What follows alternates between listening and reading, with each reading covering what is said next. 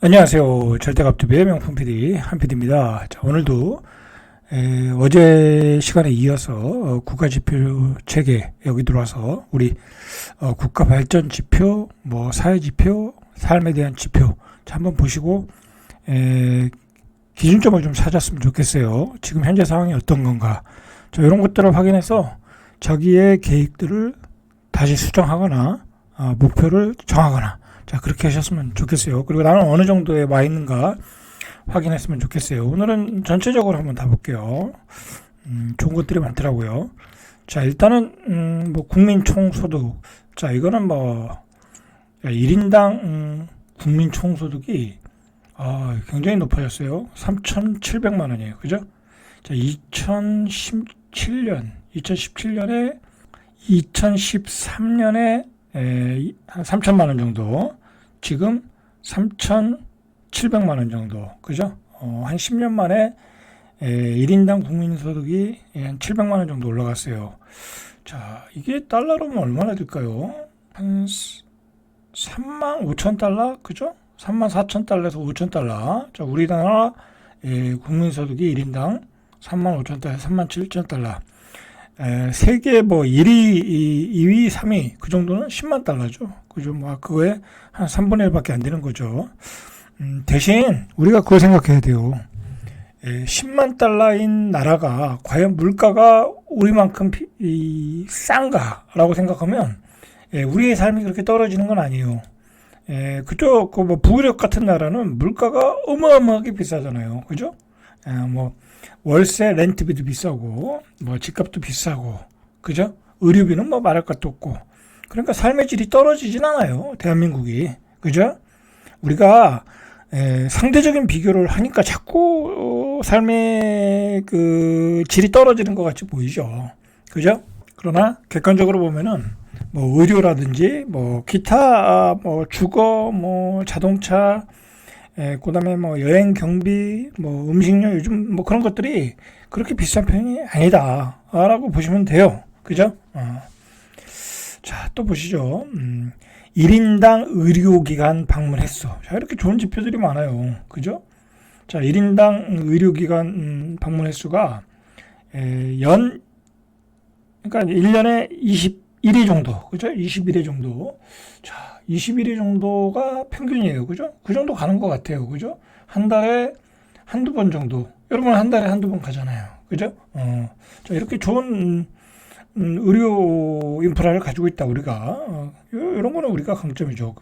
2000년대 초반에 11.6회 가던 게 지금 늘어났어요. 거의 2배 늘어났어요.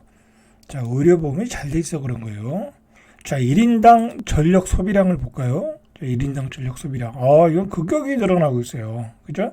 당연히 이제 우리가 그 사용하는 가전제품들이 많아졌잖아요. 그죠? 당연히 늘어나는 거예요, 이거는.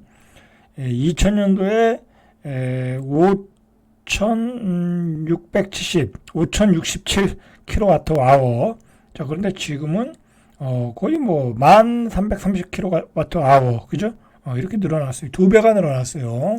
2배가 늘어났다. 자, 가구 순자산을 보세요. 가구 순자산. 가구당 자산이 얼마나 되나. 그죠?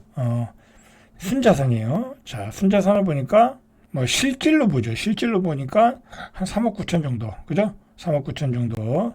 그러면은, 뭐, 14년, 10년 전부터 보니까 한 2억 9천 정도. 2억 9천에서 3억 한 1억 정도 늘었네요. 그죠? 10년 만에 자산들이 다 1억 정도 늘은 거예요. 뭐 당연하죠. 집값이 올라갔으니까. 그러니까 대한민국의 사람들이 평균적으로 3억 9천을 가지고 있다. 라고 보시면 돼요. 가구당. 그죠? 자, 그러면 3억 9천 이상 되는 집은 다 빚을 내고 사는 거야. 그죠? 빚을 내고 사는 거야. 그러니까, 제가 생각하기에는 한 서울 수도권으로 봐서 6억이 넘으면은 사실상 분양받기가 힘들어요. 그죠? 순자산이 3억 9천이잖아요. 그죠? 그러면 6억이면은 한 2억 5천 이상을 융자를 받아야 되는데 그 정도가 맥시멈 같아요. 그죠? 6억을 넘으면 힘들다. 그러니까 12억, 13억에 분양되는 것들은 이제 소수. 그죠? 자산이 많은 사람들이 분양받는 거예요. 이제 그렇게 보시면 돼요. 자, 그 다음에 가구 원수죠. 지금 가구당 몇 명이 사느냐. 자, 1970년도에는 5명이 살았어요. 한 집안에. 그 정도 살았죠. 그죠? 그 다음에 2005년도 볼까요? 2005년도, 자, 2015년도 2.5명. 이때부터 확 줄었네요. 그죠? 지금은 2.2명. 2022년도에 2.2니까 지금은 한 2 정도 되겠네요. 그죠? 2 정도. 가구당 2명이 사는 거예요. 그죠? 이제 왜 그러냐면 다 이제 애들 결혼하고, 그죠? 애들 다 독립하고 남는 건 2명이잖아요. 그죠? 부부. 2명에 2명. 그죠? 요거 이제 좀 더 계속 줄어들겠죠. 1인 가구가 늘어나니까. 자, 가족 관계 만족도. 이 가족 간에 뭐 사는데 만족하냐 안 하냐는 거죠. 그죠? 자, 이거는 뭐 좋아지고 있어요. 그죠? 다행이죠.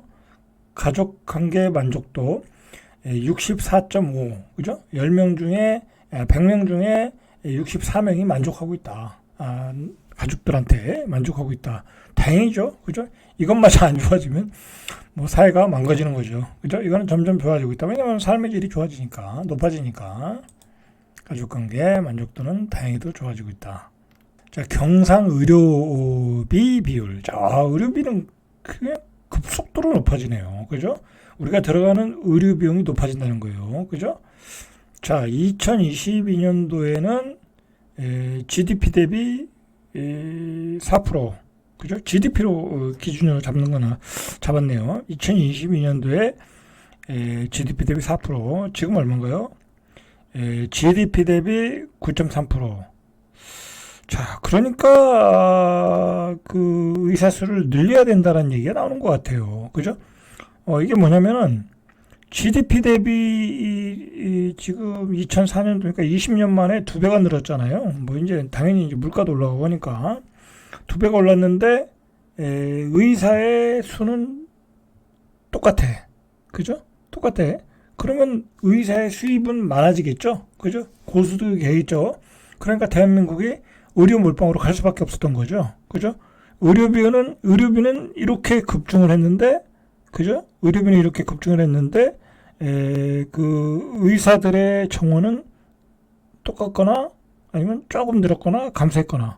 그러니까 당연히 의사의 수는 더 많아져야 된다. 왜냐하면 여기에 투자하는 비용이 많아졌는데 좀 더 하이 퀄리티의 의료를 받으려면 의사 수가 많아져야 된다. 의료비는 높아지고 애들은 치료를 못 받고 그렇죠? 그러다 보니까 정부에서 의사 수를 늘려야 되겠다라고 정책을 폈겠네요. 그죠? 이 통계를 보면 우리가 알 수 있죠. 경상 의료비 비율. 그죠? 이거 참 좋은 자료네요. 그죠? 요즘의 상황을 이해할 수 있는 그런 좋은 자료예요. 자, 여러분들 이런 거 보셔야 이제 세상이 어떻게 돌아가는지 이해가 가는 거예요. 자, 기대 수명은 어제 봤고, 자, 경제 성장률을 보시죠. 자, 경제 성장률을 보면, 자, 가장 높았을 때가 73년도에 14.9%. 그죠? 73년도에. 자, 그 다음에 2010년, 14년 볼까요? 3.2%. 그죠? 3%대는 갔어요. 자, 그러다가 2023년도에 1.4%. 작년이 가장 안 좋았네요. 그죠? 자, 올해도 뭐 요 정도 되겠죠. 자, 이제는 저성장이라는 거야. 그죠? 이제는 대한민국은 저성장으로 가는 거예요. 그죠? 뭐 중금리 고물가라고 그랬잖아요. 이제 중금리 고물가 시대거든요. 이제 물가가 떨어지지 않아요, 여러분들.